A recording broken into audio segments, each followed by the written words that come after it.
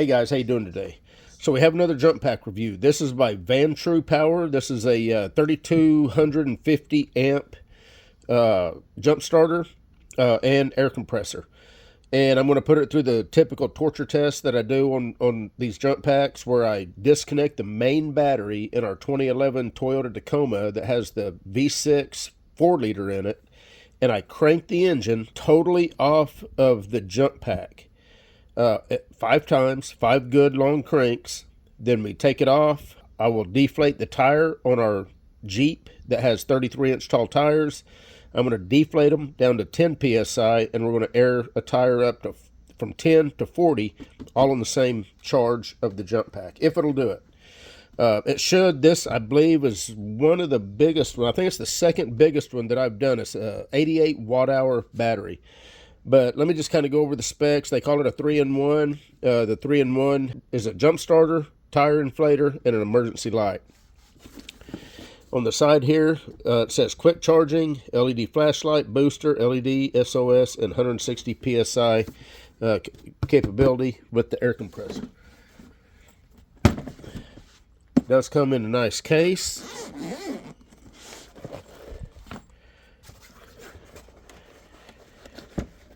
So here's the unit itself. Let's turn it on. Oh, there it is. Nice, big, bright display. I like that. Let's see the light. There's the light, nice and bright. Red strobe. Oh, that's red SOS. White SOS. White flash or strobe.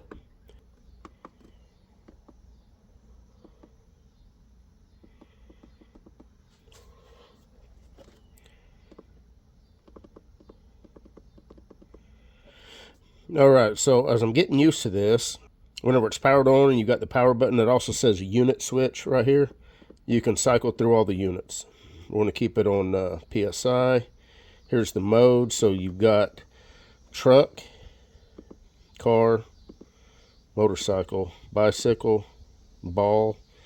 And I think this is just manually lets you set the pressure to whatever you want. And you can, whenever you get this over on whatever, we'll just put it here on car, or that's truck. It's preset at 36 PSI, but you can change that also. You can bump it around. This side has a USB-A. That's output, QC 3.0 USB. And this is the USB-C input right here. 65 watt PD fast charge. You got this where your jumper cables are going to plug into. That's your air outlet where your hose screws into. This side, got your light, got your either inlet or outlet right here for the ventilation. Bottom, nice big ventilation cavity. Rubber feet here on the bottom. Oop, accidentally hit the button. Got some rubberized pads right here. This also valve compartment. Okay, this also doubles as a compartment. Got your accessories in there. And this does, let's see what it is. It's 88.8 watt-hour internal battery. So that's a pretty good sized battery. So it shouldn't have any issues. Let's see what kind of equipment it's got here, and then we'll get this going. So here's your jumper cables.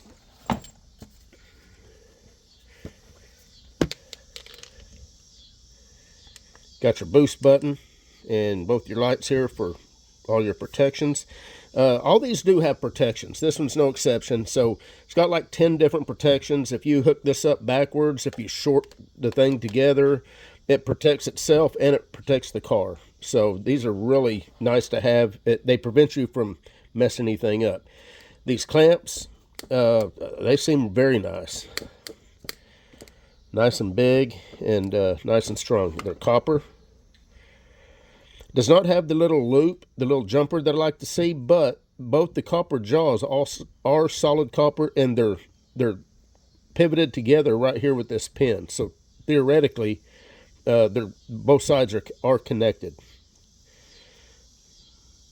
And let's see, what gauge wire are we looking at here? 8 gauge. Looks like 8 gauge cabling. Then we've got a well, pretty good length hose for the air. USB-C to USB-C charge cable and a manual. All right, let me get set up over there on the car, and we're going to get started with this video. All right, guys, so I've got the ECM relay out of the fuse box here, so the vehicle's not going to start. Now, the reason I do that is because if I leave this in, this battery is not completely bad, so it would start the vehicle. So I disconnect the battery, so this main battery is not in the system, and I remove the ECM relay so the engine won't start, so we can crank it to see if this is powerful enough to actually turn the engine over numerous times. So with that said, here's the unit. We're going to take our cabling.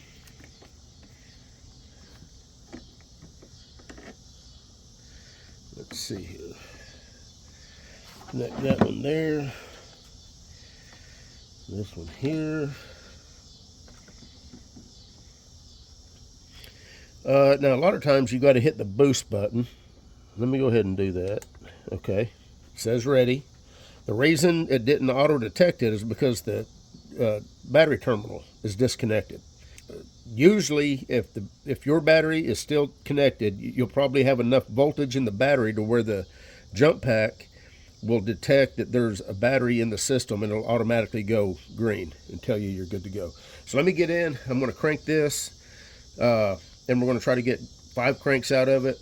If as long as we do that, then we're going to take it over to the Jeep and air a tire up. And these do time out. I was sitting here jibber jabbering, so let me go ahead and hit boost again, and let's start cranking.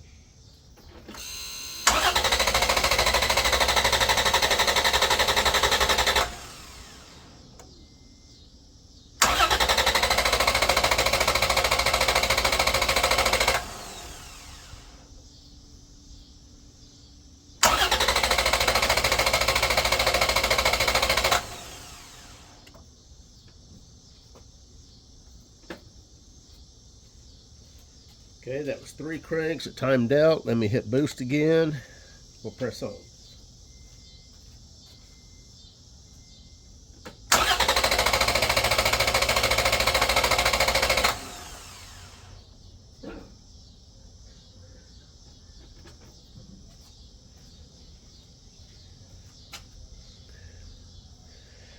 And that's probably saying that we got an error.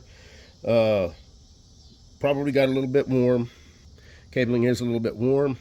Nothing out of the ordinary. I'm going to let this cool down a little bit, and then we're going to get at least one more good crank out of it, and then we're going to press on. Actually, a lot of times you can disconnect this. I'll get back in, and we'll see if it'll do it. It did. Let's get one more out of it.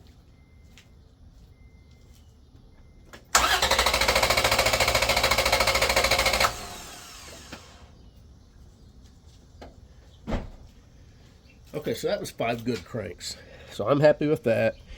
If your car's not starting after 5 good cranks like that, then you've got other issues. A jump pack is the least of your problem.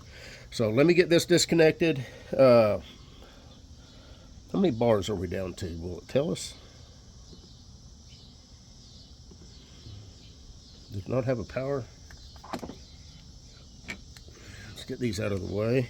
77%. That's not too bad. 5 good long cranks just off the jump pack, and we're only down to 77%. So let me get the tire over on the Jeep deflated, and then we are going to put this through the air tire inflation test. Okay guys, so this is a 33-inch tall tire. I've got it deflated to 10 psi, and we're going to air it up to 40 psi. All in the same pack here. In fact, let's turn it on. See how much power it's showing. Still showing 77%.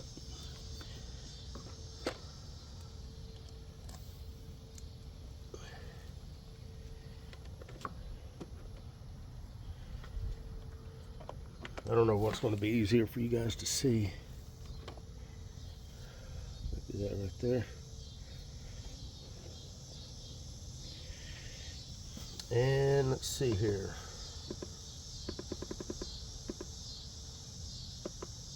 Mode.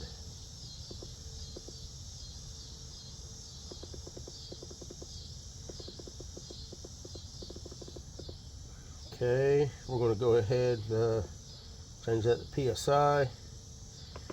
Bump this up to 40. So we got 40 PSI. Currently, it's showing 10 PSI in the tire. The target is 40. I'm really liking the display. So we got the 77% power, nice blue PSI. Currently, it's detecting 10 PSI in the tire, and the target is 40.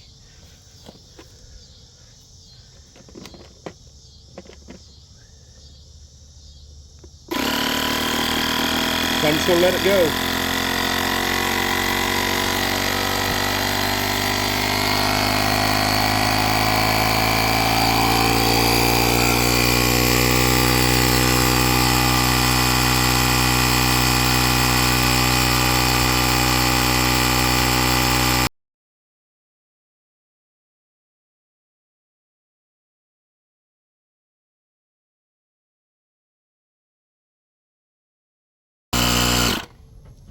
All right, guys, so we just finished. We hit 40 PSI. It did it all in one take.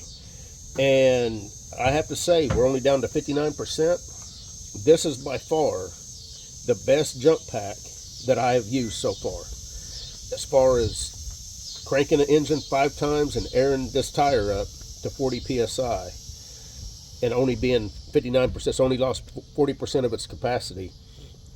You can't beat that. So if you want what appears to be a good solid jump pack, you need to take a look at this the actual model number is I don't know if that's a JS3 or J53.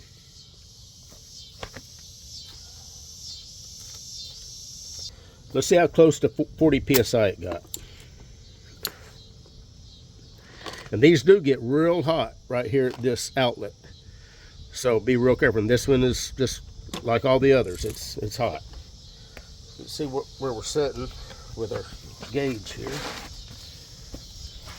Not that this is really that important, but 39.2. So within a pound, you can't beat that, I don't think. Anyway, we're done. You guys take care. We'll see you in the next one.